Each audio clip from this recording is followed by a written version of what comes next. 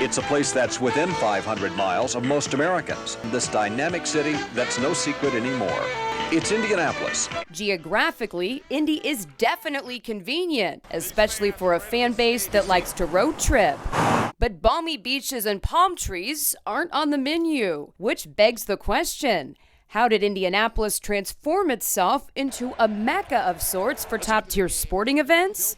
The answer is simple. The volunteers here in Indiana and central Indiana are really the secret sauce that makes these events so special and why the event organizers seek us out. From the early 80s, Indianapolis has played host to some of the biggest sporting events in the world. From the National Sports Festival in 1982. I would have to think, sports-wise, one of, if not the most dramatic moments in the city of Indianapolis. The 10th Pan American Games in Indianapolis, Indiana. Plus 8 Final Fours dating back to 1980. And of course, the 2012 Super Bowl. Well, let's not underestimate the Pan Am Games and the RCA Dome. Let's give a moment of silence for the RCA Dome and what that meant, not only from an event venue in the Midwest, but putting a winning team on the field. Peyton Manning and the Colts, that's big too.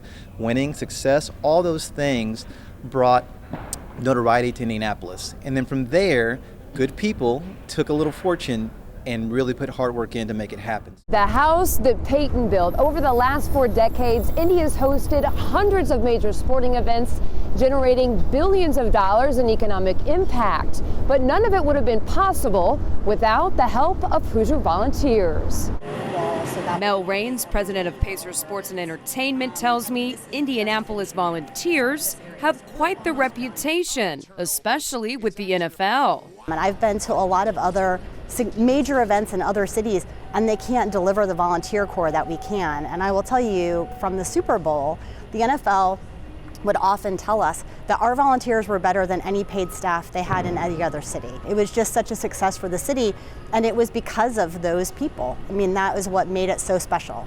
So the next time you hear someone ask how Indianapolis became a sports city, perhaps the best answer is the people. I'm a native Hoosier. I just think we always have known that we don't have the mountains and we don't have the ocean, and it's January and we're hosting the biggest event in the country this month. And if we're not going to have those things, we're going to have to deliver in every other way. And I think people just take great pride that when you come here for an event and people still say it was the best Super Bowl they've ever been to, that's part of what we provide. Mary Rachel Redmond, Inside Indiana Business.